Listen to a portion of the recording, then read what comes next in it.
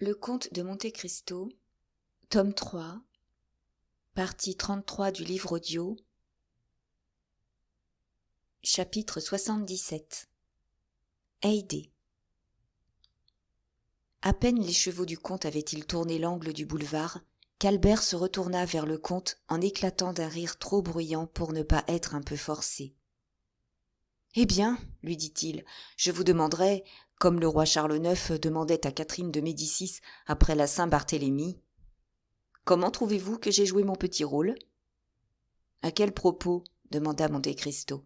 « Mais à propos de l'installation de mon rival chez M. Danglars. »« Quel rival ?»« Parbleu, quel rival ? Votre protégé, M. Andrea Cavalcanti. »« Oh, pas de mauvaise plaisanterie, vicomte. Je ne protège nullement M. Andrea, du moins près de M. Danglars.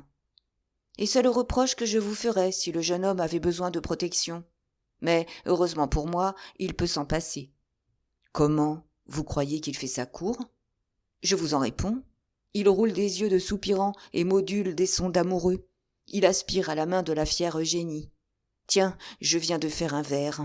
Parole d'honneur, ce n'est pas de ma faute. N'importe, je le répète, il aspire à la main de la fière Eugénie. Qu'importe, si l'on ne pense qu'à vous. Ne dites pas cela, mon cher comte. On me rudoie des deux côtés. Comment, des deux côtés ? Sans doute, mademoiselle Eugénie m'a répondu à peine, et mademoiselle d'Armilly, sa confidente, ne m'a pas répondu du tout. Oui, mais le père vous adore, dit Monte Cristo. Lui ? Mais au contraire, il m'a enfoncé 1000 poignards dans le cœur, poignards rentrant dans le manche. Il est vrai, poignard de tragédie, mais qu'il croyait bel et bien réel. La jalousie indique l'affection. Oui, mais je ne suis pas jaloux. Il l'est, lui. De qui ? De Debray ? Non, de vous. De moi ? Je gage qu'avant 8 jours, il m'a fermé la porte au nez. Vous vous trompez, mon cher vicomte. Une preuve ? La voulez-vous ? Oui. Je suis chargé de prier monsieur le comte de Morcerf de faire une démarche définitive près du baron. Par qui ? Par le baron lui-même. Oh, dit Albert avec toute la câlinerie dont il était capable. Vous ne ferez pas cela, n'est-ce pas, mon cher comte ? Vous vous trompez. Albert, je le ferai puisque j'ai promis. Allons, dit Albert avec un soupir. Il paraît que vous tenez absolument à me marier. Je tiens à être bien avec tout le monde. Mais, à propos de Debray, je ne le vois plus chez la baronne. Il y a de la brouille.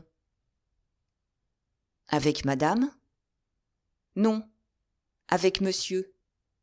Il s'est donc aperçu de quelque chose ? Ah, la bonne plaisanterie. Vous croyez qu'il s'en doutait ? Fit Monte Cristo avec une naïveté charmante. Ah ça, mais d'où venez-vous donc, mon cher comte ? Du Congo, si vous voulez. Ce n'est pas d'assez loin encore. Est-ce que je connais vos maris parisiens ? Eh, mon cher comte, les maris sont les mêmes partout. Du moment où vous avez étudié l'individu dans un pays quelconque, vous connaissez la race. Mais alors, quelle cause a pu brouiller Danglars et Debray ? Ils paraissaient si bien s'entendre, dit Monte Cristo avec un renouvellement de naïveté. Ah, voilà, nous rentrons dans les mystères d'Isis, et je ne suis pas initié. Quand M. Cavalcanti fils sera de la famille, vous lui demanderez cela. La voiture s'arrêta. Nous voilà arrivés, dit Monte Cristo. Il n'est que 10h30. Montez donc. Bien volontiers. Ma voiture vous conduira. Non, merci. Mon coupé a dû nous suivre. En effet, le voilà, dit Monte Cristo en sautant à terre. Tous deux entrèrent dans la maison. Le salon était éclairé, ils y entrèrent. Vous allez nous faire du thé, Baptistin, dit Monte Cristo. Baptistin sortit sans souffler le mot. 2 secondes après, il reparut avec un plateau tout servi et qui, comme les collations des pièces féeriques, semblait sortir de terre. « En vérité, dit Morcerf, ce que j'admire en vous, mon cher comte, ce n'est pas votre richesse, peut-être y a-t-il des gens plus riches que vous. Ce n'est pas votre esprit, Beaumarchais n'en avait pas plus, mais il en avait autant. C'est votre manière d'être servi. sans qu'on vous réponde un mot, à la minute, à la seconde, comme si l'on devinait, à la manière dont vous sonnez, ce que vous désirez avoir, et comme si ce que vous désirez avoir était toujours tout près. Ce que vous dites est un peu vrai. On sait mes habitudes. Par exemple, vous allez voir. Ne désirez-vous pas faire quelque chose en buvant votre thé ? Pardieu, je désire fumer. Monte Cristo s'approcha du timbre et frappa un coup. Au bout d'une seconde, une porte particulière s'ouvrit et Ali parut avec 2 chibouques toutes bourrées d'excellents latakiés. « C'est merveilleux, dit Morcerf. « Mais non, c'est tout simple, reprit Monte Cristo. Ali sait qu'en prenant le thé ou le café, je fume ordinairement. Il sait que j'ai demandé le thé, il sait que je suis rentré avec vous. Il entend que je l'appelle, il se doute de la cause, et comme il est d'un pays où l'hospitalité s'exerce avec la pipe surtout, au lieu d'une chibouque, il en apporte 2. Certainement, c'est une explication comme une autre, mais il n'en est pas moins vrai qu'il n'y a que vous. Oh, mais qu'est-ce que j'entends ? Et Morcerf s'inclina vers la porte par laquelle entraient effectivement des sons correspondant à ceux d'une guitare. « Ma foi, mon cher vicomte, vous êtes voué à la musique ce soir. Vous n'échappez au piano de mademoiselle Danglars que pour tomber dans la guzla d'Haydée. » « Haydée ? Quel adorable nom ! Il y a donc des femmes qui s'appellent véritablement Haydée, autre part que dans les poèmes de Lord Byron ? Certainement. Haydée est un nom fort rare en France, mais assez commun en Albanie et en Épire. C'est comme si vous disiez, par exemple, chasteté, pudeur, innocence. C'est une espèce de nom de baptême, comme disent vos Parisiens. « Oh, que c'est charmant, dit Albert. Comme je voudrais voir nos Françaises s'appeler Mademoiselle Bonté, Mademoiselle Silence, Mademoiselle Charité Chrétienne. Dites donc, si Mademoiselle Danglars, au lieu de s'appeler Claire Marie Eugénie, comme on la nomme, s'appelait Mademoiselle Chasteté, Pudeur, Innocence Danglars, peste, hein, quel effet cela ferait dans une publication de ban ? Fou, dit le comte, ne plaisantez pas si haut, Haydée pourrait vous entendre. Et elle se fâcherait ? Non pas, dit le comte avec son air hautain. Elle est bonne personne ? Demanda Albert. Ce n'est pas bonté, c'est devoir. Une esclave ne se lâche pas contre son maître. Allons donc. Ne plaisantez pas vous-même. Est-ce qu'il y a encore des esclaves ? Sans doute, puisque Haydée est la mienne. En effet, vous ne faites rien et vous n'avez rien comme un autre, vous. Esclave de monsieur le comte de Monte Cristo. C'est une position en France. À la façon dont vous remuez l'or, c'est une place qui doit valoir 100 000 écus par an. 100 000 écus. La pauvre enfant a possédé plus que cela. Elle est venue au monde coucher sur des trésors, près desquels ceux des 1001 nuits sont bien peu de choses. C'est donc vraiment une princesse ? Vous l'avez dit, et même une des plus grandes de son pays. Je m'en étais douté. Mais comment une grande princesse est-elle devenue esclave ? Comment Dénis le tyran est-il devenu maître d'école ? Le hasard de la guerre, mon cher vicomte. Le caprice de la fortune. Et son nom est un secret ? Pour tout le monde, oui, mais pas pour vous, cher vicomte, qui êtes de mes amis et qui vous tairez, n'est-ce pas, si vous me promettez de vous taire ? Oh, parole d'honneur ! Vous connaissez l'histoire du pacha de Janina ? d'Ali Tebelin ? Sans aucun doute, puisque c'est à son service que mon père a fait fortune. C'est vrai, je l'avais oublié. Eh bien, qu'est aidé à Ali Tebelin ? Sa fille, tout simplement. Comment ? La fille d'Ali Pacha ? Et de la belle Vassiliki. Et elle est votre esclave ? Oh mon Dieu, oui. Comment cela ? Dame, un jour que je passais sur le marché de Constantinople, je l'ai achetée. C'est splendide. Avec vous, mon cher comte, on ne vit pas, on rêve. Maintenant, écoutez, c'est bien indiscret ce que je vais vous demander là. Dites toujours. Mais puisque vous sortez avec elle, puisque vous la conduisez à l'opéra, après, je puis bien me risquer à vous demander cela. Vous pouvez vous risquer à tout me demander. Eh bien, mon cher comte, présentez-moi à votre princesse. Volontiers, mais à 2 conditions. Je les accepte d'avance. La première, c'est que vous ne confierez jamais à personne cette présentation. Très bien, Morcerf étendit la main. Je le jure. La seconde, c'est que vous ne lui direz pas que votre père a servi le sien. Je le jure encore. À merveille, vicomte. Vous vous rappellerez ces 2 serments, n'est-ce pas? Oh, fit Albert. Très bien, je vous sais homme d'honneur. Le comte frappa de nouveau sur le timbre. Ali reparut.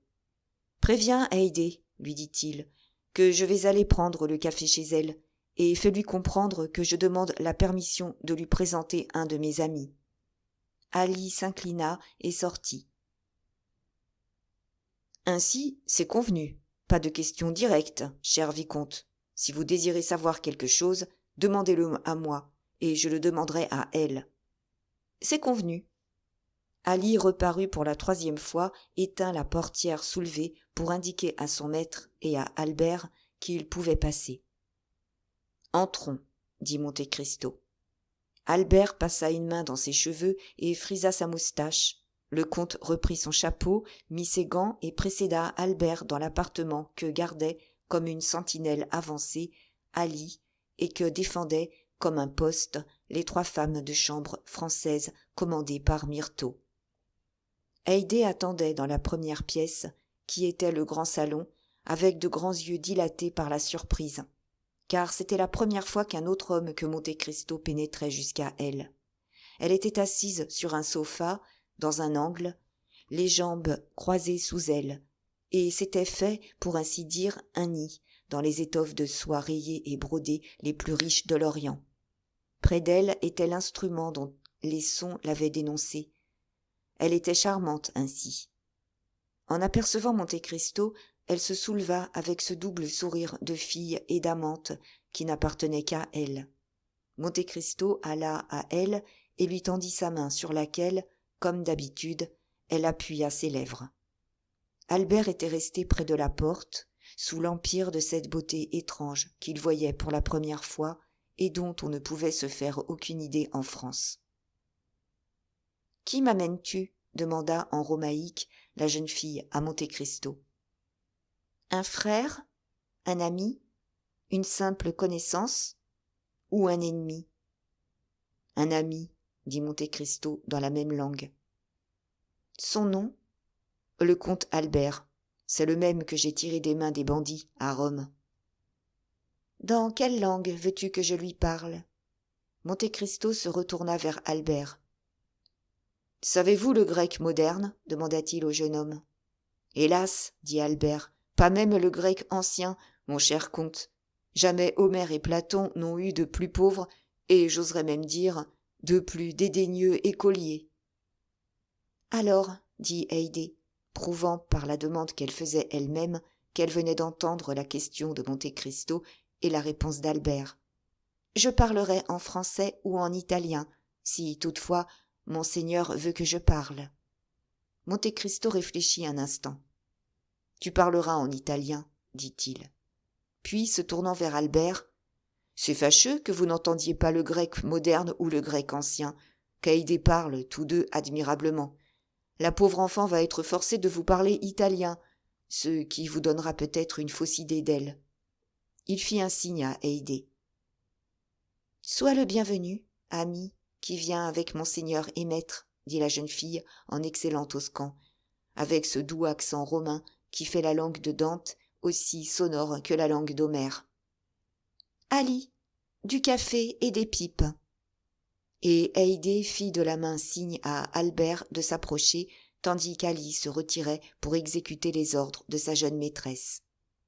Monte Cristo montra à Albert 2 pliants, et chacun alla chercher le sien pour l'approcher d'une espèce de guéridon, dont un narguilé faisait le centre, et que chargeaient des fleurs naturelles, des dessins, des albums de musique.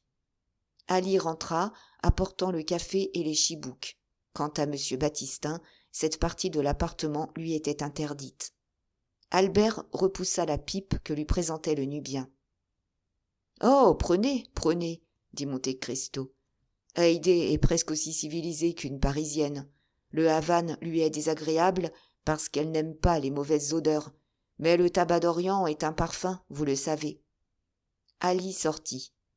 Les tasses de café étaient préparées, seulement on avait, pour Albert, ajouté un sucrier. Monte Cristo et Haydée prenaient la liqueur arabe à la manière des Arabes, c'est-à-dire sans sucre.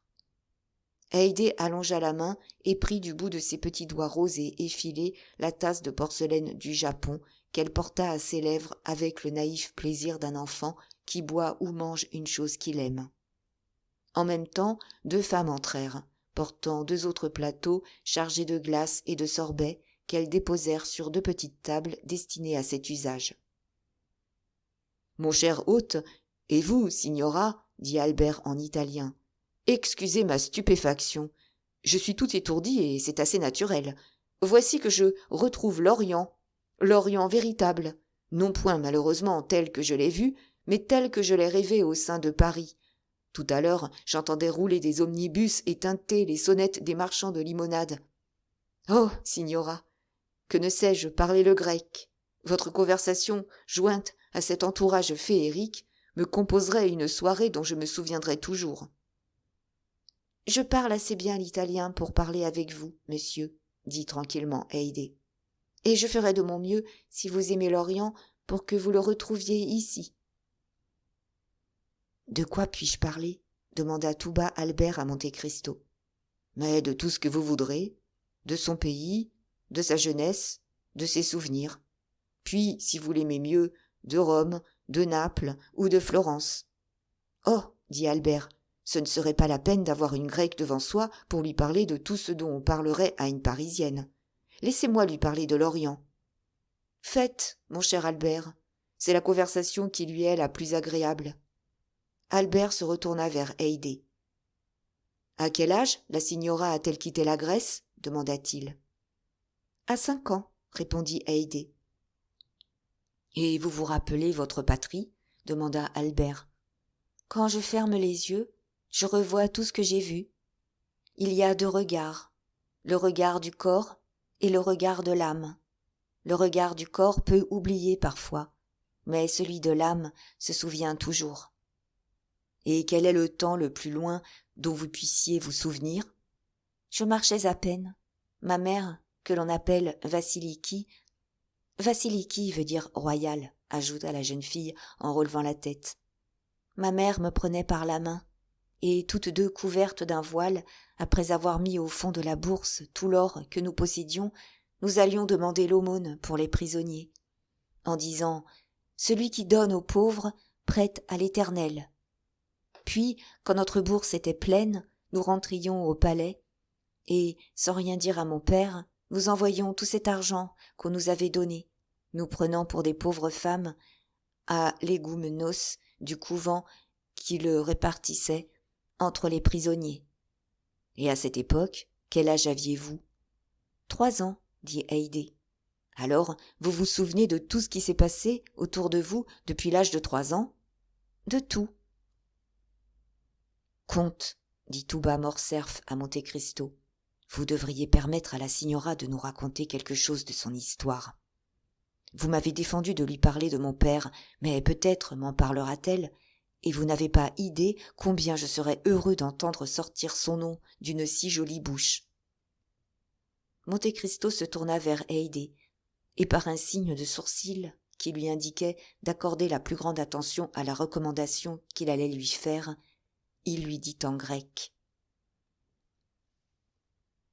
Haydée poussa un long soupir, et un nuage sombre passa sur son front si pur. « Que lui dites-vous » demanda tout bas Morcerf.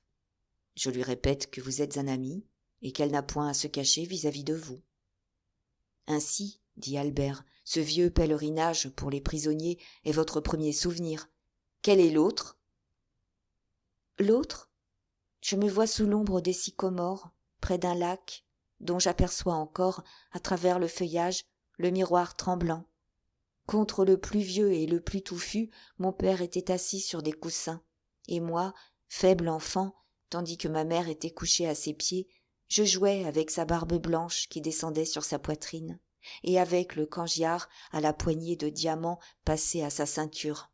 Puis, de temps en temps, venait à lui un Albanais qui lui disait quelques mots auxquels je ne faisais pas attention, et auxquels il répondait du même son de voix « Tuez » ou « Faites grâce ».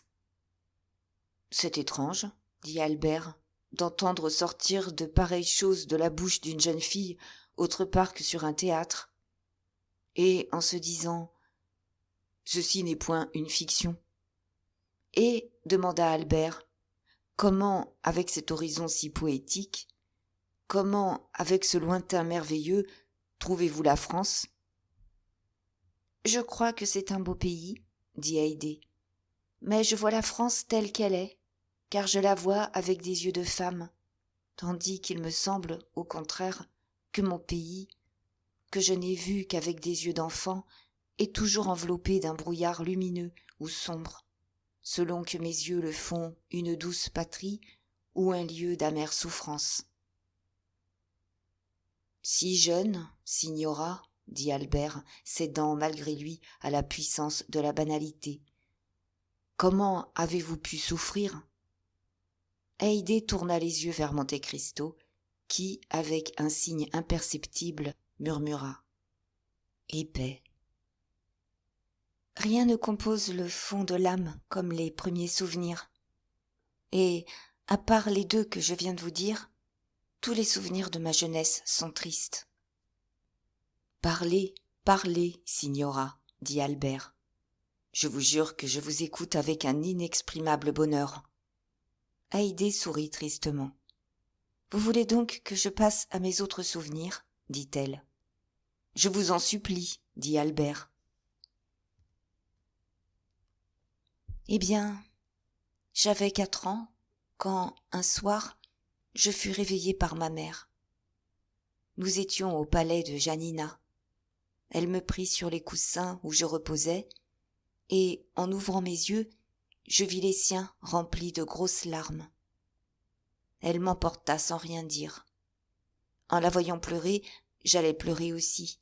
« Silence, enfant, dit-elle. » Souvent, malgré les consolations ou les menaces maternelles, capricieuse comme tous les enfants, je continuais de pleurer.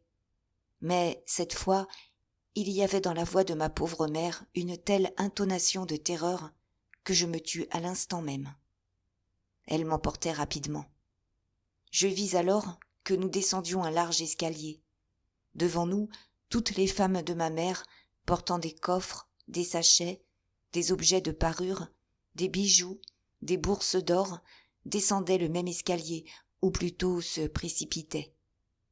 Derrière les femmes venait une garde de 20 hommes, armés de longs fusils et de pistolets, et revêtus de ce costume que vous connaissez en France depuis que la Grèce est redevenue une nation. Il y avait quelque chose de sinistre, croyez-moi, ajouta Haydée en secouant la tête et en pâlissant à cette seule mémoire, dans cette longue file d'esclaves et de femmes à demi alourdies par le sommeil, ou du moins je me le figurais ainsi, moi qui peut-être croyais les autres endormis parce que j'étais mal réveillée. Dans l'escalier couraient des ombres gigantesques que les torches de sapin faisaient trembler aux voûtes. « Qu'on se hâte » dit une voix au fond de la galerie. Cette voix fit courber tout le monde, comme le vent en passant sur la plaine fait courber un champ d'épis. Moi, elle me fit tressaillir. Cette voix, c'était celle de mon père. Il marchait le dernier, revêtu de ses splendides habits, tenant à la main sa carabine que votre empereur lui avait donnée. Et, appuyé sur son favori Sélim, il nous poussait devant lui comme un pasteur fait d'un troupeau éperdu. Mon père, dit Haydée en relevant la tête, était un homme illustre que l'Europe a connu sous le nom d'Ali Tebelin, pacha de Janina, et devant lequel la Turquie a tremblé. Albert, sans savoir pourquoi, frissonna en entendant ces paroles prononcées avec un indéfinissable accent de hauteur et de dignité. Il lui sembla que quelque chose de sombre et d'effrayant rayonnait dans les yeux de la jeune fille, lorsque, pareille à une pythonisse qui évoque un spectre, elle réveilla le souvenir de cette sanglante figure que sa mort terrible fit apparaître gigantesque aux yeux de l'Europe contemporaine. Bientôt, continua Haydée, la marche s'arrêta. Nous étions au bas de l'escalier et au bord d'un lac. Ma mère me pressait contre sa poitrine bondissante, et je vis, à 2 pas derrière, mon père qui jetait de tous côtés des regards inquiets. Devant nous s'étendaient 4 degrés de marbre, et au bas du dernier degré ondulait une barque. D'où nous étions, on voyait se dresser au milieu d'un lac une masse noire. C'était le kiosque où nous nous rendions. Ce kiosque me paraissait à une distance considérable, peut-être à cause de l'obscurité. Nous descendîmes dans la barque. Je me souviens que les rames ne faisaient aucun bruit en touchant l'eau. Je me penchai pour les regarder. Elles étaient enveloppées avec les ceintures de nos palicares. Il n'y avait, outre les rameurs, dans la barque, que des femmes, mon père, ma mère, Sélim et moi. Les palicares étaient restés au bord du lac, agenouillés sur le dernier degré, et, ce faisant, dans le cas où ils eussent été poursuivis, un rempart des 3 autres. Notre barque allait comme le vent. « Pourquoi la barque va-t-elle si vite ?» demandai-je à ma mère. « Chut, mon enfant, dit-elle, c'est que nous fuyons. » Je ne compris pas. Pourquoi mon père fuyait-il, lui le Tout-Puissant, lui devant qui d'ordinaire fuyaient les autres, lui qui avait pris pour devise « Ils me haïssent, donc ils me craignent ». En effet, c'était une fuite que mon père opérait sur le lac. Il m'a dit depuis que la garnison du château de Janina, fatiguée d'un long service. Ici, Haydée arrêta son regard expressif sur Monte Cristo, dont l'œil ne quitta plus ses yeux. La jeune fille continua donc lentement, comme quelqu'un qui invente ou qui supprime. « Vous disiez, signora, reprit Albert, qui accordait la plus grande attention à ce récit, que la garnison de Janina, fatiguée d'un long service, avait traité avec le séraskier Kourchid, envoyé par le sultan pour s'emparer de mon père. C'était alors que mon père avait pris la résolution de se retirer, après avoir envoyé au sultan un officier franc, auquel il avait toute confiance, dans l'asile que lui-même s'était préparé depuis longtemps et qu'il appelait Katafigion, c'est-à-dire son refuge. « Et cet officier ?» demanda Albert. « Vous rappelez-vous son nom, signora ?» Monte Cristo échangea avec la jeune fille un regard rapide comme un éclair, et qui resta inaperçu de Morcerf. « Non, dit-elle, je ne me le rappelle pas, mais peut-être plus tard me le rappellerai-je, et je le dirai. » Albert allait prononcer le nom de son père lorsque Monte Cristo leva doucement le doigt en signe de silence. Le jeune homme se rappela son serment et se tut. C'était vers ce kiosque que nous voguions. Un rez-de-chaussée orné d'arabesques, baignant ses terrasses dans l'eau, et un premier étage donnant sur le lac. Voici tout ce que le palais offrait de visible aux yeux. Mais au-dessous du rez-de-chaussée, se prolongeant dans l'île, était un souterrain, vaste caverne où l'on nous conduisit, ma mère, moi et nos femmes, et où gisaient, formant un seul monceau, 60 000 bourses et 200 tonneaux. Il y avait dans ces bourses 25 millions en or et dans les barils 30 000 livres de poudre. Près de ces barils se tenait Sélim, ce favori de mon père dont je vous ai parlé. Il veillait jour et nuit, une lance au bout de laquelle brillait une mèche allumée à la main. Il avait l'ordre de faire tout sauter, kiosque, garde, pacha, femmes et or, au premier signe de mon père. Je me rappelle que nos esclaves, connaissant ce redoutable voisinage, passaient les jours et les nuits à prier, à pleurer, à gémir. Quant à moi, je vois toujours le jeune soldat au teint pâle et à l'œil noir, et quand l'ange de la mort descendra vers moi, je suis sûre que je reconnaîtrai Sélim.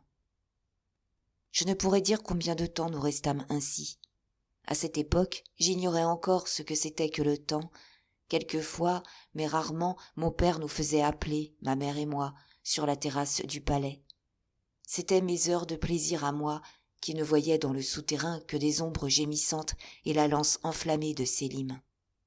Mon père, assis devant une grande ouverture, attachait un regard sombre sur les profondeurs de l'horizon, interrogeant chaque point noir qui apparaissait sur le lac, tandis que ma mère, à demi couchée près de lui, appuyait sa tête sur son épaule, et que, moi, je jouais à ses pieds, admirant, avec ces étonnements de l'enfance qui grandissent encore, les objets, les escarpements du Pinde qui se dressaient à l'horizon, les châteaux de Janina, sortant, blancs et anguleux, des eaux bleues du lac, les touffes immenses de verdure noire, attachées comme des lichens aux rocs de la montagne, qui de loin semblaient des mousses, et qui de près sont des sapins gigantesques et des myrtes immenses. Un matin, mon père nous envoya chercher. Nous le trouvâmes assez calme, mais plus pâle que d'habitude. « Prends patience, Vasiliki. Aujourd'hui tout sera fini. Aujourd'hui arrive le firman du maître, et mon sort sera décidé. Si la grâce est entière, nous retournerons triomphants à Janina. Si la nouvelle est mauvaise, nous fuirons cette nuit. » « Mais s'il ne nous laisse pas fuir, dit ma mère. »« Oh, sois tranquille, répondit Ali en souriant. Sélim et sa lance allumée me répondent d'eux. Ils voudraient que je fusse mort, mais pas à la condition de mourir avec moi. » Ma mère ne répondit que par des soupirs à ces consolations, qui ne partaient pas du cœur de mon père. Elle lui prépara l'eau glacée qu'il buvait à chaque instant, car, depuis sa retraite dans le kiosque, il était brûlé par une fièvre ardente. Elle parfuma sa barbe blanche et alluma la chibouk, dont quelquefois, pendant des heures entières, il suivait distraitement des yeux la fumée se volatilisant dans l'air. Tout à coup, il fit un mouvement si brusque que je fus saisi de peur. Puis, sans détourner les yeux du point qui fixait son attention, il demanda sa longue-vue. Ma mère la lui passa, plus blanche que le stuc contre lequel elle s'appuyait. Je vis la main de mon père trembler. « Une barque. 2, 3, murmura mon père. 4. Et il se leva, saisissant ses armes et versant, je m'en souviens, de la poudre dans le bassinet de ses pistolets. « Vasiliki, dit-il à ma mère avec un tressaillement visible, voici l'instant qui va décider de nous. Dans une demi-heure, nous saurons la réponse du sublime empereur. Retire-toi dans le souterrain avec Haydée. »« Je ne veux pas vous quitter, dit Vasiliki. Si vous mourrez, mon maître, je veux mourir avec vous. »« Allez près de Sélim, cria mon père. »« Adieu, Seigneur, murmura ma mère, obéissante et pliée en deux comme par l'approche de la mort. « Emmenez Vasiliki, dit mon père assez palicar. Mais moi, qu'on oubliait, je courus à lui et j'étendis mes mains de son côté. Il me vit, et, se penchant vers moi, il pressa mon front de ses lèvres. Oh, ce baiser, ce fut le dernier, et il est là encore sur mon front. En descendant, nous distinguions à travers les treilles de la terrasse les barques qui grandissaient sur le lac, et qui, pareilles naguère à des points noirs, semblaient déjà des oiseaux rasant la surface des ondes. Pendant ce temps, dans le kiosque, 20 palicares, assis au pied de mon père et cachés par la boiserie, épiaient d'un œil sanglant l'arrivée de ces bateaux, et tenaient prêts leurs longs fusils incrustés de nacre et d'argent. Des cartouches en grand nombre étaient semées sur le parquet. Mon père regardait sa montre et se promenait avec angoisse. Voilà ce qui me frappa quand je quittai mon père après le dernier baiser que j'eus reçu de lui. Nous traversâmes, ma mère et moi, le souterrain. Sélim était toujours à son poste. Il nous sourit tristement. Nous allâmes chercher des coussins de l'autre côté de la caverne, et nous vînmes nous asseoir près de Sélim. Dans les grands périls, les cœurs dévoués se cherchent, et, tout enfant que j'étais, je sentais instinctivement qu'un grand malheur planait sur nos têtes. Albert avait souvent entendu raconter, non point par son père qui n'en parlait jamais, mais par des étrangers, les derniers moments du vizir de Janina.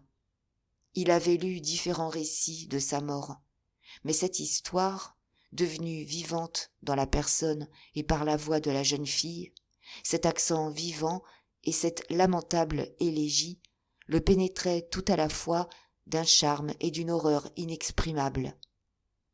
Quant à Haydée, tout à ces terribles souvenirs, elle avait cessé un instant de parler.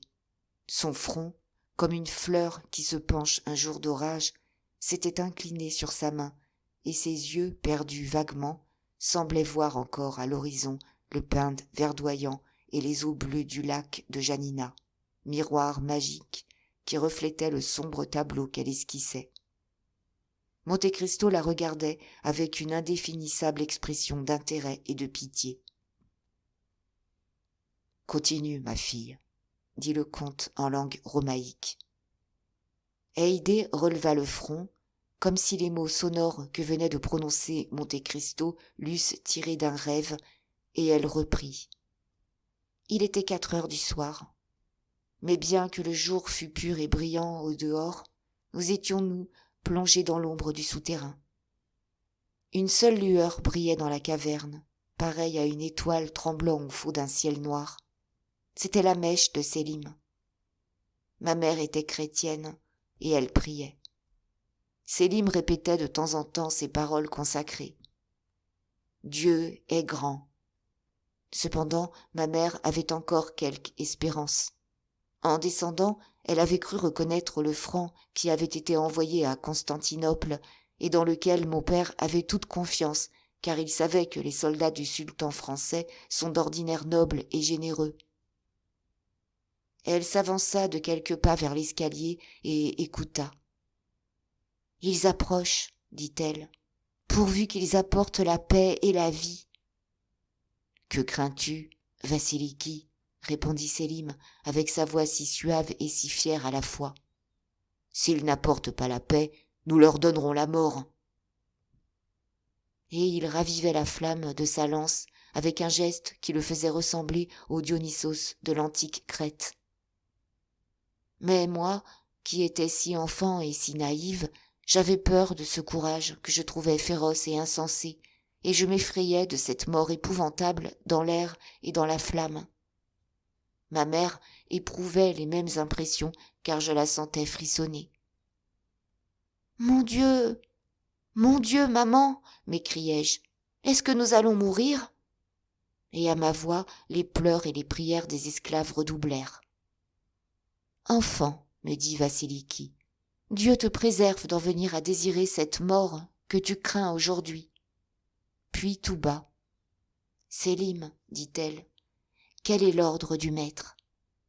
S'il m'envoie son poignard, c'est que le sultan refuse de le recevoir en grâce, et je mets le feu. S'il m'envoie son anneau, c'est que le sultan lui pardonne, et je livre la poudrière. Ami, reprit ma mère, lorsque l'ordre du maître arrivera, si c'est le poignard qu'il envoie, au lieu de nous tuer toutes deux de cette mort qui nous épouvante, nous te tendrons la gorge, et tu nous tueras avec ce poignard.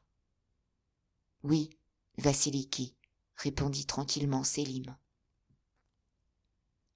Soudain, nous entendîmes comme de grands cris. Nous écoutâmes. C'étaient des cris de joie. Le nom du franc qui avait été envoyé à Constantinople retentissait, répété par nos palicares. Il était évident qu'il rapportait la réponse du sublime empereur et que la réponse était favorable. « Et vous ne vous rappelez pas ce nom ?»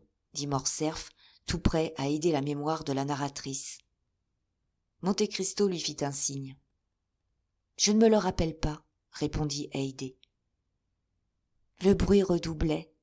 Des pas plus rapprochés retentirent. On descendait les marches du souterrain. Sélim apprêta sa lance.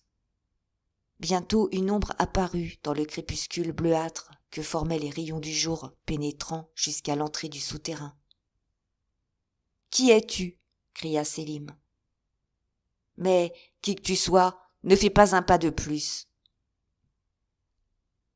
Gloire au sultan, » dit l'ombre. « Toute grâce est accordée au vizir Ali.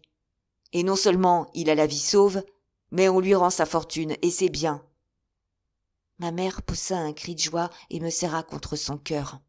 « Arrête, » lui dit Sélim, voyant qu'elle s'élançait déjà pour sortir. « Tu sais qu'il me faut l'anneau. »« C'est juste, » dit ma mère, et elle tomba à genoux en me soulevant vers le ciel, comme si, en même temps qu'elle priait Dieu pour moi, elle voulait encore me soulever vers lui. Et, pour la seconde fois, Haydée s'arrêta, vaincue par une émotion telle que la sueur coulait sur son front pâli et que sa voix étranglée semblait ne pouvoir franchir son gosier aride. Monte Cristo versa un peu d'eau glacée dans un verre et le lui présenta en disant avec une douceur où perçait une nuance de commandement : « Du courage, ma fille. » Haydée essuya ses yeux et son front et continua. Pendant ce temps, nos yeux, habitués à l'obscurité, avaient reconnu l'envoyé du pacha. C'était un ami. Sélim l'avait reconnu, mais le brave jeune homme ne savait qu'une chose : obéir. « En quel nom viens-tu » dit-il.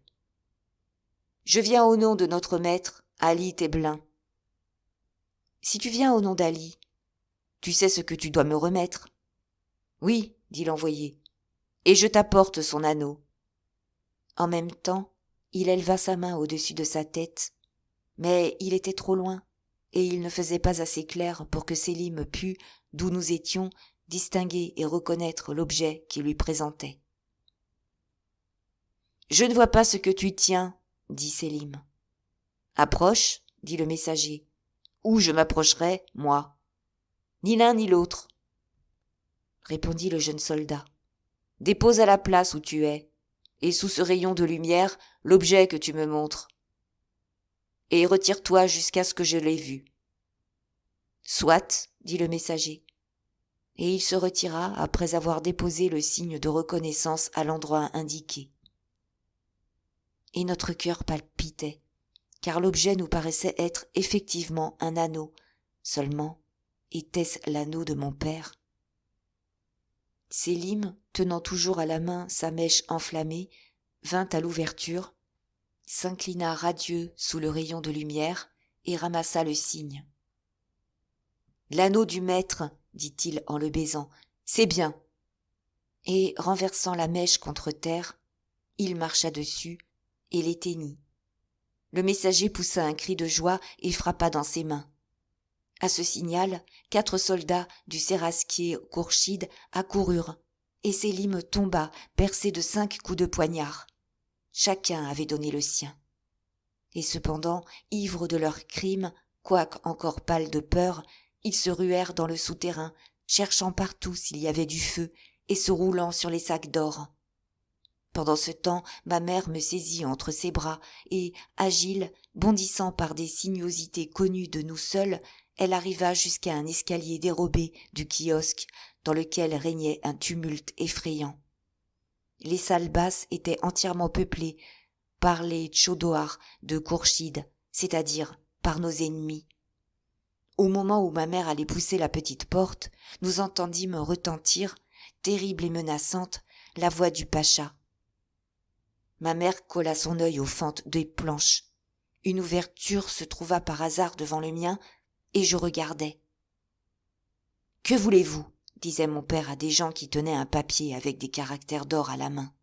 « Ce que nous voulons, » répondit l'un d'eux, « c'est te communiquer la volonté de sa hautesse. Vois-tu ce firman ? » « Je le vois, » dit mon père.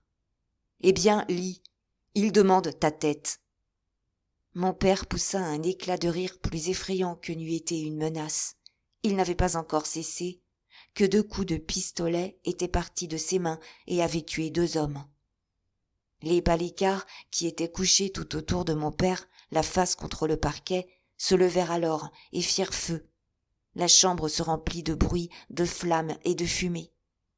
À l'instant même, le feu commença de l'autre côté, et les balles vinrent trouer les planches tout autour de nous. Oh, qu'il était beau, qu'il était grand, le vizir Ali Tebelin, mon père, au milieu des balles, le cimeterre au poing, le visage noir de poudre, comme ses ennemis fuyaient. « Sélim, Sélim !» criait-il. « Gardien du feu, fais ton devoir !»« Sélim est mort !»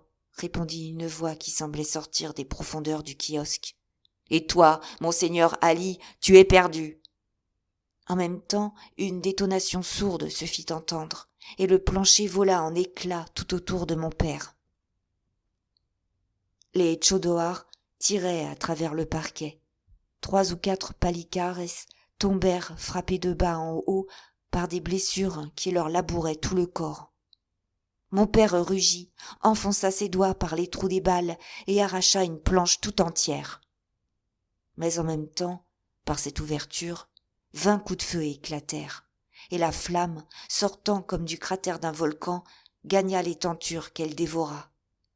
Au milieu de tout cet affreux tumulte, au milieu de ces cris terribles, 2 coups plus distincts entre tous, 2 cris plus déchirants par-dessus tous les cris, me glacèrent de terreur. Ces 2 explosions avaient frappé mortellement mon père, et c'était lui qui avait poussé ces 2 cris. Cependant, il était resté debout, cramponné à une fenêtre.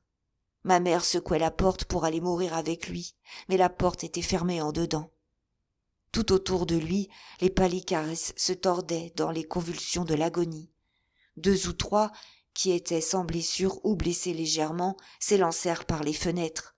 En même temps, le plancher tout entier craqua, brisé en dessous. Mon père tomba sur un genou. En même temps, 20 bras s'allongèrent, armés de sabres, de pistolets, de poignards. 20 coups frappèrent à la fois un seul homme. Et mon père disparut dans un tourbillon de feu, attisé par ces démons rugissants comme si l'enfer se fût ouvert sous ses pieds. Je me sentis rouler à terre. C'était ma mère qui s'abîmait, évanouie. Haydée laissa tomber ses 2 bras en poussant un gémissement et en regardant le comte comme pour lui demander s'il était satisfait de son obéissance. Le comte se leva, vint à elle, lui prit la main et lui dit en remarque : « Repose-toi, cher enfant, et reprends courage en songeant qu'il y a un Dieu qui punit les traîtres. »« Voilà une épouvantable histoire, comte, » dit Albert, tout effrayé de la pâleur d'Haydée, « et je me reproche maintenant d'avoir été si cruellement indiscret. »« Ce n'est rien, » répondit Monte Cristo. Puis, posant sa main sur la tête de la jeune fille, « Haydée, continua-t-il, est une femme courageuse. Elle a quelquefois trouvé du soulagement dans le récit de ses douleurs. »« Parce que, monseigneur, dit vivement la jeune fille, parce que mes douleurs me rappellent tes bienfaits. » Albert la regarda avec curiosité, car elle n'avait point encore raconté ce qu'il désirait le plus savoir, c'est-à-dire comment elle était devenue l'esclave du comte. Haydée vit à la fois dans les regards du comte et dans ceux d'Albert le même désir exprimé. Elle continua. « Quand ma mère reprit ses sens, dit-elle, nous étions devant le séraskir. « Tuez-moi, dit-elle, mais épargnez l'honneur de la veuve d'Ali. »« Ce n'est point à moi qu'il faut adresser, dit Kourchid. »« À qui donc ? » ?»« C'est à ton nouveau maître. »« Quel est-il ? » ?»« Le voici. » Et Kourchid nous montra un de ceux qui avaient le plus contribué à la mort de mon père, continua la jeune fille avec une colère sombre. « Alors, demanda Albert, vous devîntes la propriété de cet homme ? » ?»« Non, répondit Haydée. Il n'osa nous garder. Il nous vendit à des marchands d'esclaves qui allaient à Constantinople. Nous traversâmes la Grèce et nous arrivâmes mourantes à la porte impériale, encombrée de curieux qui s'écartaient pour nous laisser passer, quand tout à coup ma mère suit des yeux la direction de leurs regards, jette un cri et tombe en me montrant une tête au-dessus de cette porte. Au-dessous de cette tête étaient écrits ces mots. Celle-ci est la tête d'Ali Tebelin, pacha de Janina. J'essayais, en pleurant, de relever ma mère. Elle était morte. Je fus menée au bazar. Un riche Arménien m'acheta, me fit instruire, me donna des maîtres, et quand j'eus 13 ans, me vendit au sultan Mahmoud. Auquel, dit Monte Cristo, je la rachetai, comme je vous l'ai dit, Albert, pour cette émeraude pareille à celle où je mets mes pastilles de haschisch. Oh, tu es bon, tu es grand, monseigneur, dit Haydée en baissant la main de Monte Cristo, et je suis bien heureuse de t'appartenir. Albert était resté tout étourdi de ce qu'il venait d'entendre. « Achevez donc votre tasse de café, lui dit le comte. L'histoire est finie. » Chapitre 78. On nous écrit de Janina. Franz était sorti de la chambre de Noirtier si chancelant et si égaré que Valentine elle-même avait eu pitié de lui. Villefort, qui n'avait articulé que quelques mots sans suite et qui s'était enfui dans son cabinet, reçut, 2 heures après, la lettre suivante. Après ce qui a été révélé ce matin, M. Noirtier de Villefort ne peut supposer qu'une alliance soit possible entre sa famille et celle de M. Franz d'Épinay. M. Franz d'Épinay a horreur de songer que M. de Villefort, qui paraissait connaître les événements racontés ce matin, ne l'ait pas prévenu dans cette pensée. Quiconque eût vu en ce moment le magistrat ployé sous le coup n'eût pas cru qu'il le prévoyait. En effet, jamais il n'eût pensé que son père eût poussé la franchise, ou plutôt la rudesse, jusqu'à raconter une pareille histoire. Il est vrai que jamais M. Noirtier, assez dédaigneux qu'il était de l'opinion de son fils, ne s'était préoccupé d'éclaircir le fait aux yeux de Villefort, et que celui-ci avait toujours cru que le général de Quesnel, ou le baron d'Épinay, selon qu'on voudra l'appeler, ou du nom qu'il s'était fait, ou du nom qu'on lui avait fait, était mort, assassiné, et non tué loyalement en duel. Cette lettre si dure, d'un jeune homme si respectueux jusqu'alors, était mortelle pour l'orgueil d'un homme comme Villefort. À peine était-il dans son cabinet que sa femme entra. La sortie de Franz, appelé par M. Noirtier, avait tellement étonné tout le monde que la position de Madame de Villefort, restée seule avec le notaire et les témoins, devint de moment en moment plus embarrassante. Alors Madame de Villefort avait pris son parti et elle était sortie en annonçant qu'elle allait aux nouvelles. M. de Villefort se contenta de lui dire qu'à la suite d'une explication entre lui, M. Noirtier et M. d'Épinay, le mariage de Valentine avec Franz était rompu. C'était difficile à rapporter à ceux qui attendaient. Aussi, Madame de Villefort, en rentrant, se contenta-t-elle de dire que M. Noirtier, ayant eu, au commencement de la conférence, une espèce d'attaque d'apoplexie, le contrat était naturellement remis à quelques jours. Cette nouvelle, toute fausse qu'elle était, arrivait si singulièrement à la suite de 2 malheurs du même genre que les auditeurs se regardèrent étonnés et se retirèrent sans dire une parole. Pendant ce temps, Valentine, heureuse et épouvantée à la fois, après avoir embrassé et remercié le faible vieillard, qui venait de briser ainsi d'un seul coup une chaîne qu'elle regardait déjà comme indissoluble, avait demandé à se retirer chez elle pour se remettre, et Noirtier lui avait, de l'œil, accordé la permission qu'elle sollicitait. Mais, au lieu de remonter chez elle, Valentine, une fois sortie, prit le corridor, et sortant par la petite porte, s'élança dans le jardin. Au milieu de tous les événements qui venaient de s'entasser les uns sur les autres, une terreur sourde avait constamment comprimé son cœur. Elle s'attendait, d'un moment à l'autre, à voir apparaître Morel, pâle et menaçant, comme le laird de Ravenswood au contrat de Lucie de Lammermoor. En effet, il était temps qu'elle arrivât à la grille. Maximilien, qui s'était douté de ce qui allait se passer en voyant Franz quitter le cimetière avec M. de Villefort, l'avait suivi. Puis, après l'avoir vu entrer, l'avait vu sortir encore, et rentrer de nouveau avec Albert et Château-Renaud. Pour lui, il n'y avait donc plus de doute. Il s'était alors jeté dans son enclos, prêt à tout événement, et bien certain qu'au premier moment de liberté qu'elle pourrait saisir, Valentine accourrait à lui. Il ne s'était point trompé. Son œil, collé aux planches, vit en effet apparaître la jeune fille, qui, sans prendre aucune précaution d'usage, accourait à la grille. Au premier coup d'œil qu'il jeta sur elle, Maximilien fut rassuré.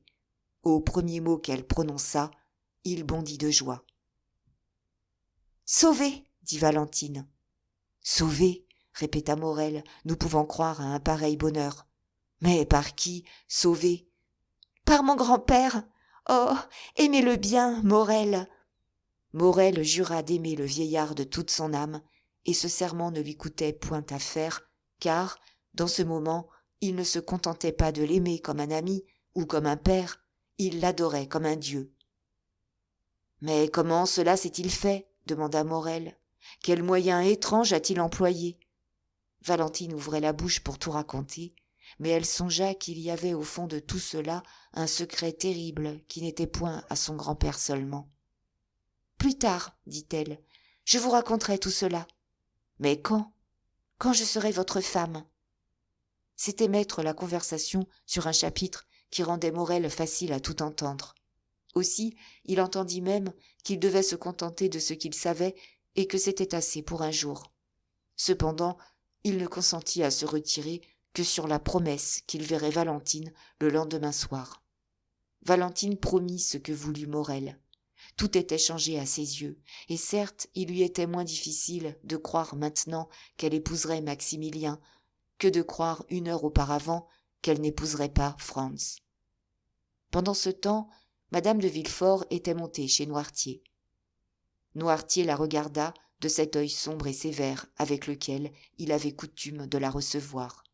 « Monsieur, lui dit-elle, je n'ai pas besoin de vous apprendre que le mariage de Valentine est rompu, puisque c'est ici que cette rupture a eu lieu. » Noirtier resta impassible. « Mais, continua Madame de Villefort, ce que vous ne savez pas, monsieur, c'est que j'ai toujours été opposée à ce mariage, qui se faisait malgré moi. » Noirtier regarda sa belle-fille en homme qui attend une explication. « Or, maintenant que ce mariage, pour lequel je connaissais votre répugnance, est rompu, je viens faire près de vous une démarche que ni monsieur de Villefort, ni Valentine ne peuvent faire. » Les yeux de Noirtier demandèrent quelle était cette démarche. « Je viens vous prier, monsieur, » continua Madame de Villefort, « comme la seule qui en ait le droit, car je suis la seule à qui il n'en reviendra rien. Je viens vous prier de rendre, je ne dirai pas vos bonnes grâces, elle les a toujours eues, mais votre fortune à votre petite-fille. » Les yeux de Noirtier demeurèrent un instant incertains. Il cherchait évidemment les motifs de cette démarche et ne les pouvait trouver. « Puis-je espérer, monsieur, dit Madame de Villefort, que vos intentions étaient en harmonie avec la prière que je venais vous faire ? » « Oui, » fit Noirtier. « En ce cas, monsieur, dit Madame de Villefort, je me retire à la fois reconnaissante et heureuse. » Et saluant monsieur Noirtier, elle se retira.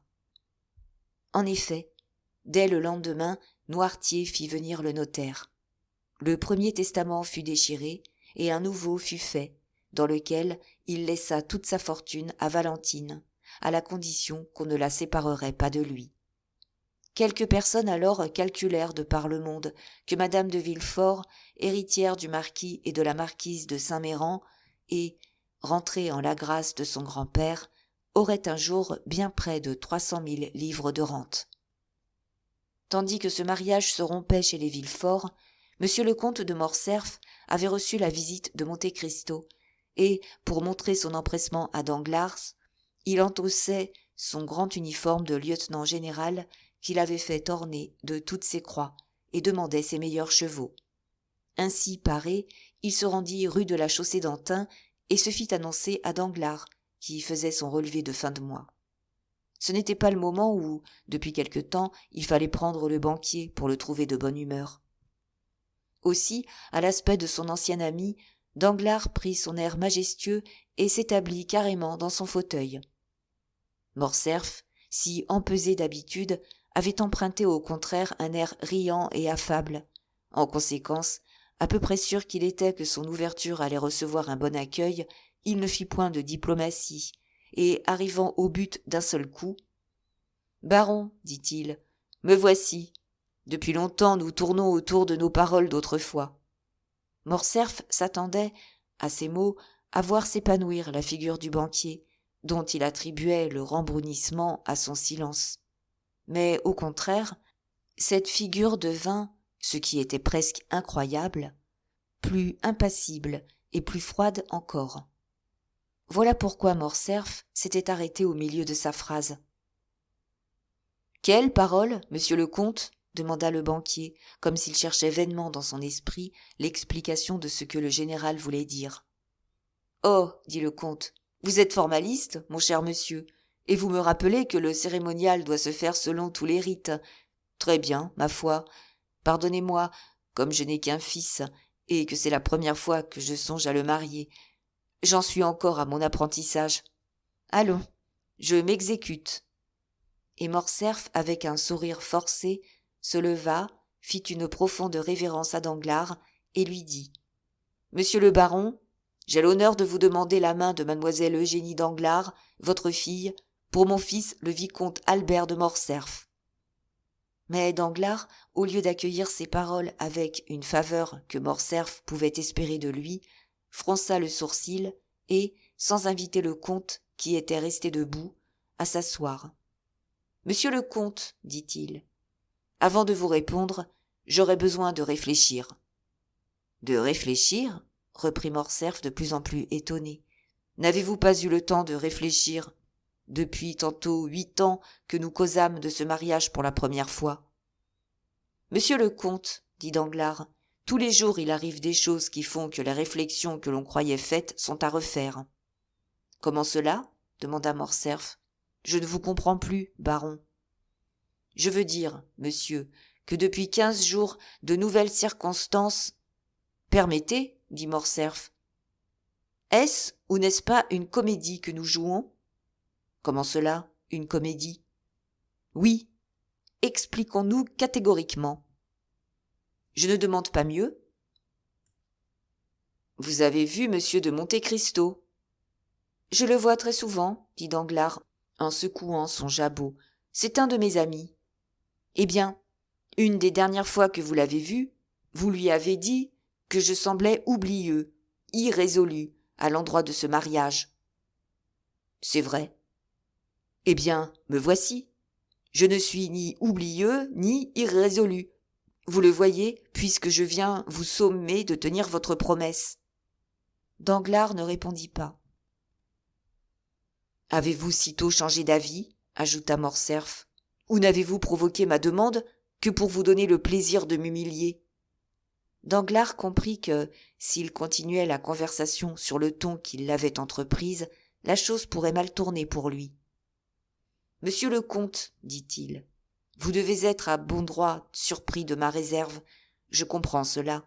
Aussi, croyez bien que moi, tout le premier, je m'en afflige, croyez bien qu'elle m'est commandée par des circonstances impérieuses. »« Ce sont là des propos en l'air, mon cher monsieur, dit le comte, et dont pourrait peut-être se contenter le premier venu.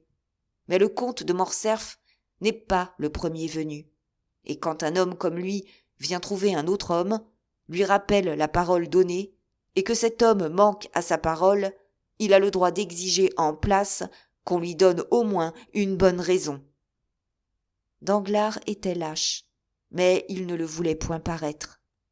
Il fut piqué du ton que Morcerf venait de prendre. « Aussi, n'est-ce pas la bonne raison qui me manque ? » répliqua-t-il. « Que prétendez-vous dire ? » Que la bonne raison, je l'ai, mais qu'elle est difficile à donner. « Vous sentez, cependant, dit Morcerf, que je ne puis me payer de vos réticences. Et une chose, en tout cas, me paraît claire, c'est que vous refusez mon alliance. »« Non, monsieur, dit Danglars, je suspends ma résolution, voilà tout.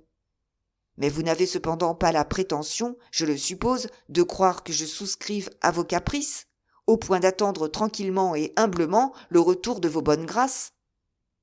Alors, monsieur le comte, si vous ne pouvez attendre, regardons nos projets comme non avenus. » Le comte se mordit les lèvres jusqu'au sang pour ne pas faire l'éclat que son caractère superbe et irritable le portait à faire. Cependant, comprenant qu'en pareille circonstance le ridicule serait de son côté, il avait déjà commencé à gagner la porte du salon lorsque, se ravisant, il revint sur ses pas. Un nuage venait de passer sur son front, y laissant, au lieu de l'orgueil offensé, la trace d'une vague inquiétude. « Voyons, dit-il, mon cher Danglars, nous nous connaissons depuis de longues années, et, par conséquent, nous devons avoir quelque ménagement l'un pour l'autre. Vous me devez une explication, et c'est bien le moins que je sache à quel malheureux événement mon fils doit la perte de vos bonnes intentions à son égard. » « Ce n'est point personnel au vicomte. Voilà tout ce que je puis vous dire, monsieur, répondit Danglars, qui redevenait impertinent en voyant que Morcerf s'adoucissait. Et à qui donc est-ce personnel ? Demanda d'une voix altérée Morcerf, dont le front se couvrit de pâleur. Danglars, à qui aucun de ces symptômes n'échappait, fixa sur lui un regard plus assuré qu'il n'avait coutume de le faire. « Remerciez-moi de ne pas m'expliquer davantage, dit-il. Un tremblement nerveux, qui venait sans doute d'une colère contenue, agitait Morcerf. « J'ai le droit, répondit-il en faisant un violent effort sur lui-même. J'ai le projet d'exiger que vous vous expliquiez. Est-ce donc contre madame de Morcerf que vous avez quelque chose ? Est-ce ma fortune qui n'est pas suffisante ? Sont-ce mes opinions qui, étant contraires aux vôtres ? Rien de tout cela, monsieur, dit Danglars. Je serais impardonnable, car je me suis engagé connaissant tout cela. Non, ne cherchez plus, je suis vraiment honteux de vous faire faire cet examen de conscience. Restons-en là, croyez-moi. Prenons le terme moyen du délai, qui n'est ni une rupture, ni un engagement. Rien ne presse, mon Dieu. Ma fille a 17 ans, et votre fils 21. Pendant notre halte, le temps marchera, lui. Il amènera les événements. Les choses qui paraissent obscures la veille sont parfois trop claires le lendemain. Parfois ainsi, en un jour, tombent les plus cruelles calomnies. « Des calomnies, avez-vous dit, monsieur ?» s'écria Morcerf en devenant livide. « On me calomnie, moi ? Monsieur le comte, ne nous expliquons pas, vous dis-je. Ainsi, monsieur, il me faudra subir tranquillement ce refus ? Pénible surtout pour moi, monsieur. Oui, plus pénible pour moi que pour vous, car je comptais sur l'honneur de votre alliance, et un mariage manqué fait toujours plus de tort à la fiancée qu'au fiancé. C'est bien, monsieur, n'en parlons plus, dit Morcerf. Et, froissant ses gants avec rage, il sortit de l'appartement. Danglars remarqua que, pas une seule fois, Morcerf n'avait osé demander si c'était à cause de lui, Morcerf, que Danglars retirait sa parole. Le soir, il eut une longue conférence avec plusieurs amis, et M. Cavalcanti, qui s'était constamment tenu dans le salon des dames, sortit le dernier de la maison du banquier. Le lendemain, en se réveillant, Danglars demanda les journaux. On les lui apporta aussitôt. Il en écarta 3 ou 4 et prit l'impartial. C'était celui dont Beauchamp était le rédacteur gérant. Il brisa rapidement l'enveloppe, l'ouvrit avec une précipitation nerveuse, passa dédaigneusement sur le premier pari et, arrivant aux faits divers, s'arrêta avec son méchant sourire sur un entrefilet, commençant par ces mots « On nous écrit de Janina ». « Bon, dit-il après avoir lu, voici un petit bout d'article sur le colonel Fernand qui, selon toute probabilité, me dispensera de donner des explications à monsieur le comte de Morcerf. Au même moment, c'est-à-dire comme 9 heures du matin sonnaient, Albert de Morcerf, vêtu de noir, boutonné méthodiquement, la démarche agitée et la parole brève, se présentait à la maison des Champs-Élysées. « Monsieur le comte vient de sortir il y a une demi-heure à peu près, dit le concierge. « A-t-il emmené Baptistin ? Demanda Morcerf. « Non, monsieur le vicomte. »« Appelez Baptistin, je veux lui parler. » Le concierge alla chercher le valet de chambre lui-même et un instant après revint avec lui. Mon ami, dit Albert, je vous demande pardon de mon indiscrétion, mais j'ai voulu vous demander à vous-même si votre maître était bien réellement sorti. Oui, monsieur, répondit Baptistin. Même pour moi? Je sais combien mon maître est heureux de recevoir monsieur, et je me garderai bien de confondre monsieur dans une mesure générale. Tu as raison, car j'ai à lui parler d'une affaire sérieuse. Crois-tu qu'il tardera à rentrer? Non, car il a commandé son déjeuner pour 10 heures. Bien, je vais faire un tour aux Champs-Élysées. À 10 heures, je serai ici. Si monsieur le comte rentre avant moi, dis-lui que je le prie d'attendre. Je n'y manquerai pas, monsieur peut en être sûr. Albert laissa à la porte du comte le cabriolet de place qu'il avait pris et alla se promener à pied. En passant devant l'allée des Veuves, il crut reconnaître les chevaux du comte qui stationnaient à la porte du tir de Gosset. Il s'approcha et, après avoir reconnu les chevaux, reconnut le cocher. « Monsieur le comte est au tir ?» demanda Morcerf à celui-ci. « Oui, monsieur, » répondit le cocher. En effet, plusieurs coups réguliers s'étaient fait entendre depuis que Morcerf était aux environs du tir. Il entra. Dans le petit jardin se tenait le garçon. « Pardon, dit-il, mais monsieur le vicomte voudrait-il attendre un instant ?»« Pourquoi cela, Philippe ?» demanda Albert qui, étant un habitué, s'étonnait de cet obstacle qu'il ne comprenait pas. « Parce que la personne qui s'exerce en ce moment prend le tir à elle seule, et ne tire jamais devant quelqu'un. »« Pas même devant vous, Philippe ? Vous voyez, monsieur, je suis à la porte de ma loge. »« Et qui lui charge ses pistolets ? » ?»« Son domestique. »« Un Nubien ? » ?»« Un nègre. »« C'est cela. » « Vous connaissez donc ce seigneur ? » ?»« Je viens le chercher, c'est mon ami. »« Oh, alors, c'est autre chose.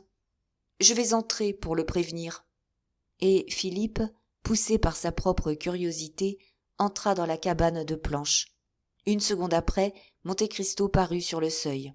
« Pardon de vous poursuivre jusqu'ici, mon cher comte, dit Albert, mais je commence par vous dire que ce n'est point la faute de vos gens et que moi seul suis indiscret. Je me suis présenté chez vous, on m'a dit que vous étiez en promenade, mais que vous rentreriez à 10 heures pour déjeuner. Je me suis promené à mon tour en attendant 10 heures, et, en me promenant, j'ai aperçu vos chevaux et votre voiture. Ce que vous me dites là me donne l'espoir que vous venez me demander à déjeuner. Non pas, merci, il ne s'agit pas de déjeuner à 7 heures. Peut-être déjeunerons-nous plus tard, mais en mauvaise compagnie, pardieu. Que diable comptez-vous là? Mon cher, je me bats aujourd'hui. Vous? Et pourquoi faire? Pour me battre, pardieu. Oui, j'entends bien, mais à cause de quoi? On se bat pour toute espèce de choses, vous comprenez bien. À cause de l'honneur. Ah, ceci, c'est sérieux. Si sérieux que je viens vous prier de me rendre un service. Lequel? Celui d'être mon témoin. Alors cela devient grave. Ne parlons de rien ici, et rentrons chez moi. Ali, donne-moi de l'eau. Le comte retroussa ses manches et passa dans le petit vestibule qui précède les tirs, et où les tireurs ont l'habitude de se laver les mains. « Entrez donc, monsieur le vicomte, dit tout bas Philippe. Vous verrez quelque chose de drôle. » Morcerf entra. Au lieu de mouches, des cartes à jouer étaient collées sur la plaque. De loin, Morcerf crut que c'était le jeu complet. Il y avait depuis l'as jusqu'au 10. « Ah ah !» fit Albert. « Vous étiez en train de jouer au piquet ?»« Non, » dit le comte. « J'étais en train de faire un jeu de cartes. »« Comment cela ?»« Oui, ce sont des as et des 2 que vous voyez. Seulement mes balles en ont fait des 3, des 5, des 7, des 8, des 9 et des 10. » Albert s'approcha. En effet, les balles avaient, avec des lignes parfaitement exactes et des distances parfaitement égales, remplacé les signes absents et troué le carton aux endroits où il aurait dû être peint. En allant à la plaque, Morcerf ramassa, en outre, 2 ou 3 hirondelles qui avaient eu l'imprudence de passer à portée du pistolet du comte et que le comte avait abattues. « Diable !» fit Morcerf. « Que voulez-vous, mon cher vicomte ?» dit Monte Cristo. en s'essuyant les mains avec du linge apporté par Ali. « Il faut bien que j'occupe mes instants d'oisiveté. Mais venez, je vous attends. » Tous deux montèrent dans le coupé de Monte Cristo qui, au bout de quelques instants, les eut déposés à la porte du numéro 30. Monte Cristo conduisit Morcerf dans son cabinet et lui montra un siège. Tous deux s'assirent. « Maintenant, causons tranquillement, » dit le comte. « Vous voyez que je suis parfaitement tranquille. Avec qui voulez-vous vous battre ? Avec Beauchamp. Un de vos amis ? C'est toujours avec des amis qu'on se bat. Au moins faut-il une raison. J'en ai une. Que vous a-t-il fait ? Il y a, dans un journal d'hier soir. Mais tenez, lisez. Albert tendit à Monte Cristo un journal où il lut ces mots. On nous écrit de Janina. Un fait jusqu'alors ignoré, ou tout au moins inédit, est parvenu à notre connaissance. Les châteaux qui défendaient la ville ont été livrés aux Turcs par un officier français dans lequel le vizir Ali Tebelin avait mis toute sa confiance, et qui s'appelait Fernand. « Eh bien, demanda Monte Cristo, que voyez-vous là-dedans qui vous choque ? » ?»« Comment ? Ce que je vois ? » ?»« Oui, que vous importe à vous que les châteaux de Janina aient été livrés par un officier nommé Fernand ? Il m'importe que mon père, le comte de Morcerf, s'appelle Fernand de son nom de baptême. » »« Et votre père servait Ali Pacha ? » ?»« C'est-à-dire qu'il combattait pour l'indépendance des Grecs. Voilà où est la calomnie. » »« Ah, ça, mon cher vicomte, parlons raison. » »« Je ne demande pas mieux. Dites-moi un peu, qui diable sait en France que l'officier Fernand est le même homme que le comte de Morcerf et qui s'occupe à cette heure de Janina, qui a été prise en 1822 ou 1823, je crois. Voilà justement où est la perfidie. On a laissé le temps passer là-dessus, puis aujourd'hui on revient sur des événements oubliés pour en faire sortir un scandale qui peut ternir une haute position. Eh bien, moi, héritier du nom de mon père, je ne veux même pas que sur ce nom flotte l'ombre d'un doute. Je vais envoyer à Beauchamp, dont le journal a publié cette note, 2 témoins, et il la rétractera. Beauchamp ne rétractera rien. Alors, nous nous battrons. Non, vous ne vous battrez pas, car il vous répondra qu'il y avait peut-être dans l'armée grecque 50 officiers qui s'appelaient Fernand. Nous nous battrons malgré cette réponse. Oh, je veux que cela disparaisse. Mon père, un si noble soldat, une si illustre carrière. Ou bien il mettra « Nous sommes fondés à croire que ce Fernand n'a rien de commun avec monsieur le comte de Morcerf, dont le nom de baptême est aussi Fernand. » Il me faut une rétractation pleine et entière. Je ne me contenterai point de celle-là. Et vous allez lui envoyer vos témoins ? Oui. Vous avez tort. Cela veut dire que vous me refusez le service que je venais vous demander. Ah, vous savez ma théorie à l'égard du duel. Je vous ai fait ma profession de foi à Rome. Vous vous la rappelez ? Cependant, mon cher comte, je vous ai trouvé ce matin, tout à l'heure, exerçant une occupation peu en harmonie avec cette théorie. Parce que, mon cher ami, vous comprenez, il ne faut jamais être exclusif. Quand on vit avec des fous, il faut faire aussi son apprentissage d'insensé. D'un moment à l'autre, quelque cerveau brûlé, qui n'aura pas plus de motif de me chercher querelle que vous n'en avez d'aller chercher querelle à Beauchamp, me viendra trouver pour la première niaiserie venue, ou m'enverra ses témoins, ou m'insultera dans un endroit public. Eh bien, ce cerveau brûlé, il faudra bien que je le tue. Vous admettez donc que, vous-même, vous vous battriez. Pardieu. Eh bien alors, pourquoi voulez-vous que, moi, je ne me batte pas ? Je ne dis point que vous ne devez point vous battre. Je dis seulement qu'un duel est une chose grave et à laquelle il faut réfléchir. A-t-il réfléchi, lui, pour insulter mon père ? S'il n'a pas réfléchi, et qu'il vous l'avoue, il ne faut pas lui en vouloir. Oh, mon cher comte, vous êtes beaucoup trop indulgent. Et vous, beaucoup trop rigoureux. Voyons, je suppose, écoutez bien ceci. Je suppose, n'allez pas vous fâcher de ce que je vous dis. J'écoute. Je suppose que le fait rapporté soit vrai. Un fils ne doit pas admettre une pareille supposition sur l'honneur de son père. Eh, mon Dieu, nous sommes dans une époque où l'on admet tant de choses. C'est justement le vice de l'époque. Avez-vous la prétention de le réformer? Oui, à l'endroit de ceux qui me regardent. Mon Dieu, quel rigoriste vous faites, mon cher ami. Je suis ainsi. Êtes-vous inaccessible aux bons conseils? Non, quand ils viennent d'un ami. Me croyez-vous le vôtre? Eh bien, avant d'envoyer vos témoins à Beauchamp, informez-vous. Auprès de qui? Eh, pardieu, auprès d'Haydée, par exemple. Mêler une femme dans tout cela, que peut-elle y faire? Vous déclarez que votre père n'est pour rien dans la défaite ou la mort du sien, par exemple. Ou vous éclairez à ce sujet, si par hasard votre père avait eu le malheur.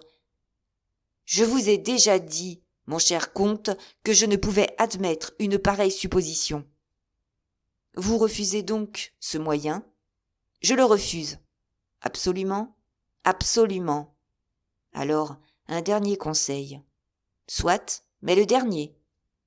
Ne le voulez-vous point? Au contraire, je vous le demande. N'envoyez point de témoin à Beauchamp. Comment? Allez le trouver vous-même. C'est contre toutes les habitudes. Votre affaire est en dehors des affaires ordinaires. Et pourquoi dois-je y aller moi-même, voyons? Parce qu'ainsi l'affaire reste entre vous et Beauchamp.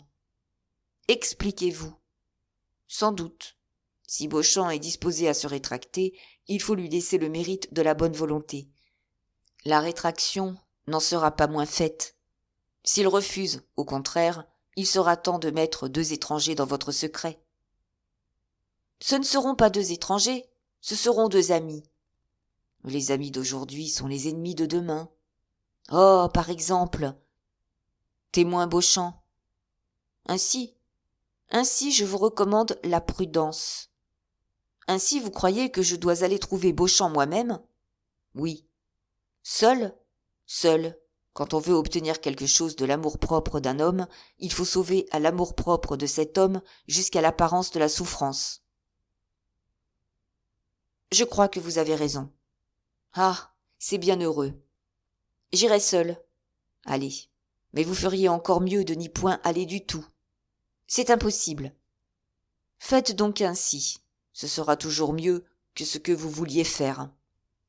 Mais en ce cas, voyons, si malgré toutes mes précautions, tous mes procédés, si j'ai un duel, me servirez-vous de témoin?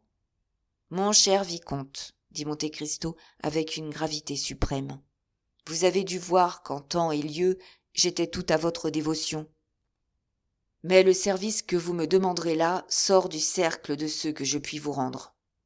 Pourquoi cela? Peut-être le saurez-vous un jour. Mais en attendant, je demande votre indulgence pour mon secret. C'est bien, je prendrai Franz et Château Renaud. Prenez Franz et Château Renaud, ce sera à merveille. Mais enfin, si je me bats, vous me donnerez bien une petite leçon d'épée ou de pistolet? Non, c'est encore une chose impossible. Singulier homme que vous faites, allez. Alors, vous ne voulez vous mêler de rien? De rien, absolument. Alors n'en parlons plus. Adieu, comte. Adieu, vicomte. Morcerf prit son chapeau et sortit. À la porte, il retrouva son cabriolet et, contenant du mieux qu'il put sa colère, il se fit conduire chez Beauchamp. Beauchamp était à son journal. Albert se fit conduire au journal. Beauchamp était dans un cabinet sombre et poudreux, comme sont, de fondation, les bureaux de journaux. On lui annonça Albert de Morcerf. Il fit répéter 2 fois l'annonce. Puis, mal convaincu encore, il cria « Entrez !» Albert parut. Beauchamp poussa une exclamation en voyant son ami franchir les liasses de papier et fouler d'un pied mal exercé les journaux de toute grandeur qui jonchaient non point le parquet, mais le carreau rougi de son bureau. « Par ici, mon cher Albert, dit-il en tendant la main au jeune homme. Qui diable vous amène? Êtes-vous perdu comme le petit Pousset, ou venez-vous tout bonnement me demander à déjeuner? Tâchez de trouver une chaise. Tenez, là-bas, près de ce géranium qui, seul ici, me rappelle qu'il y a au monde des feuilles qui ne sont pas des feuilles de papier. Beauchamp, dit Albert, c'est de votre journal que je viens vous parler. Vous, Morcerf, que désirez-vous? Je désire une rectification. Vous, une rectification? À propos de quoi, Albert? Mais asseyez-vous donc. Merci, répondit Albert pour la seconde fois, et avec un léger signe de tête. Expliquez-vous. Une rectification sur un fait qui porte atteinte à l'honneur d'un membre de ma famille. Allons donc, dit Beauchamp, surpris. Quel fait? Cela ne se peut pas. Le fait qu'on vous a écrit de Janina. De Janina? Oui, de Janina. En vérité, vous avez l'air d'ignorer ce qui m'amène. Sur mon honneur. Baptiste, un journal d'hier, cria Beauchamp. C'est inutile, je vous apporte le mien. Beauchamp lut en bredouillant. On nous écrit de Janina, etc. Vous comprenez que le fait est grave, dit Morcerf, quand Beauchamp eut fini. Cet officier est donc votre parent? Demanda le journaliste. Oui, dit Albert en rougissant.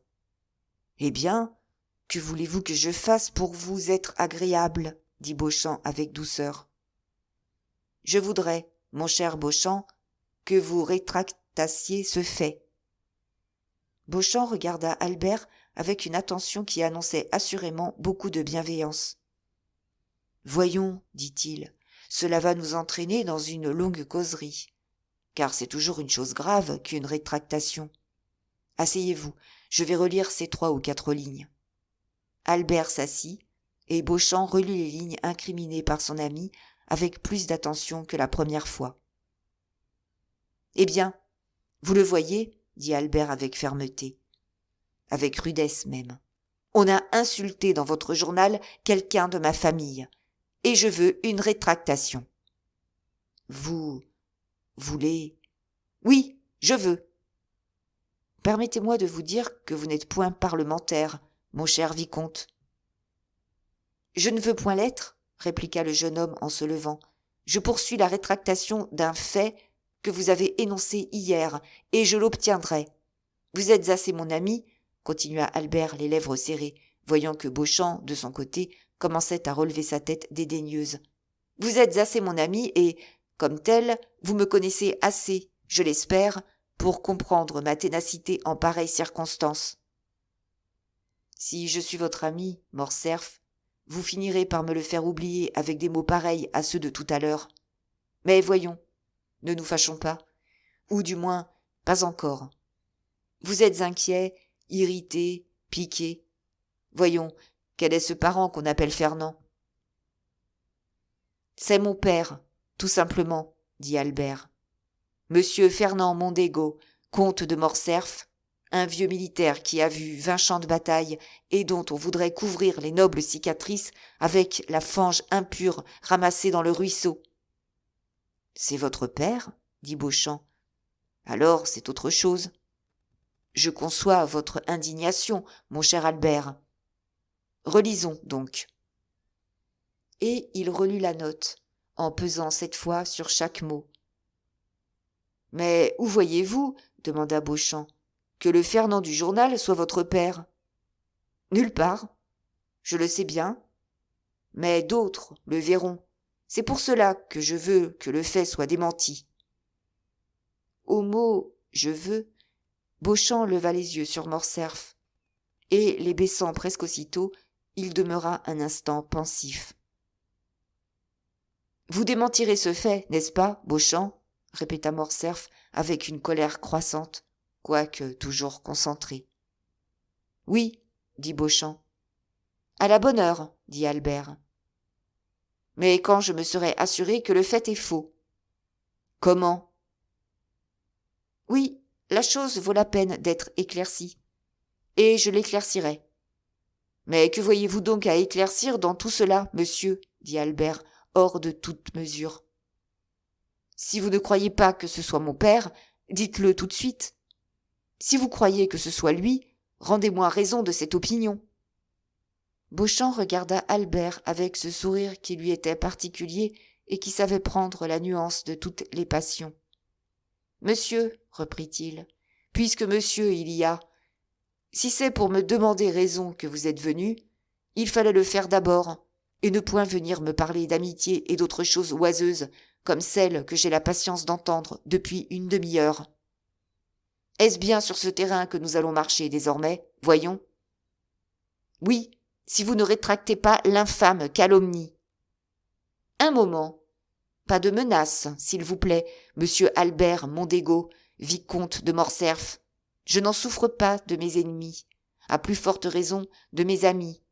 Donc, vous voulez que je démente le fait sur le colonel Fernand, fait auquel je n'ai, sur mon honneur, pris aucune part ? Oui, je le veux, dit Albert, dont la tête commençait à s'égarer. Sans quoi, nous nous battrons ? Continua Beauchamp avec le même calme. Oui, reprit Albert, en haussant la voix. Eh bien, dit Beauchamp, voici ma réponse, mon cher monsieur. Ce fait n'a pas été inséré par moi, je ne le connaissais pas. Mais vous avez, par votre démarche, attiré mon attention sur ce fait. Elle s'y cramponne. Il subsistera donc jusqu'à ce qu'il soit démenti ou confirmé par qui de droit. Monsieur, dit Albert en se levant, je vais donc avoir l'honneur de vous envoyer mes témoins.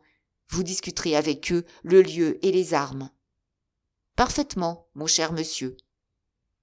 Et ce soir, s'il vous plaît, ou demain au plus tard, nous nous rencontrerons. Non pas, non pas. Je serai sur le terrain quand il le faudra, et, à mon avis, j'ai le droit de le donner, puisque c'est moi qui reçois la provocation. Et, à mon avis, dis-je, l'heure n'est pas encore venue. Je sais que vous tirez très bien l'épée. Je la tire passablement. Je sais que vous faites 3 mouches sur 6. C'est ma force à peu près. Je sais qu'un duel entre nous sera un duel sérieux, parce que vous êtes brave et que je le suis aussi. Je ne veux donc pas m'exposer à vous tuer ou à être tué moi-même par vous, sans cause. C'est moi qui vais à mon tour poser la question, et catégoriquement. Tenez-vous à cette rétractation au point de me tuer si je ne le fais pas ? Bien que je vous ai dit, bien que je vous répète, bien que je vous affirme sur l'honneur que je ne connaissais pas le fait, bien que je vous déclare enfin qu'il est impossible à tout autre qu'à un don jaffé comme vous de deviner monsieur le comte de Morcerf sous ce nom de Fernand. J'y tiens absolument. Eh bien, mon cher monsieur, je consens à me couper la gorge avec vous, mais je veux 3 semaines. Dans 3 semaines, vous me retrouverez pour vous dire « Oui, le fait est faux, je l'efface » ou bien « Oui, le fait est vrai » et je sors les épées du fourreau ou les pistolets de la boîte, à votre choix. 3 semaines, s'écria Albert. Mais 3 semaines, c'est 3 siècles pendant lesquels je suis déshonoré. Si vous étiez resté mon ami, je vous eusse dit, patience, ami. Vous vous êtes fait mon ennemi, et je vous dis, que m'importe, à moi, monsieur. Eh bien, dans 3 semaines, soit, dit Morcerf. Mais songez-y, dans 3 semaines, il n'y aura plus ni délai, ni subterfuge qui puisse vous dispenser. Monsieur Albert de Morcerf, dit Beauchamp en se levant à son tour, je ne puis vous jeter par les fenêtres que dans 3 semaines, c'est-à-dire dans 24 jours, et vous n'avez le droit de me pourfendre qu'à cette époque. Nous sommes le 29 du mois d'août, donc au 21 du mois de septembre. Jusque-là, croyez-moi, et c'est un conseil de gentilhomme que je vous donne, épargnons-nous les aboiements de 2 dogues enchaînés à distance. Et Beauchamp, saluant gravement le jeune homme, lui tourna le dos et passa dans son imprimerie. Albert se vengea sur une pile de journaux qu'il dispersa en les cinglant à grands coups de badine, après quoi il partit, non sans s'être retourné 2 ou 3 fois vers la porte de l'imprimerie. Tandis qu'Albert fouettait le devant de son cabriolet après avoir fouetté les innocents papiers noircis qui n'en pouvaient, mais de sa déconvenue, il aperçut en traversant le boulevard Morel qui, le nez au vent, l'œil éveillé et les bras dégagés, passait devant les bains chinois, venant du côté de la porte Saint-Martin et allant du côté de la Madeleine. « Ah !» dit-il en soupirant, « voilà un homme heureux !» Par hasard, Albert ne se trompait point.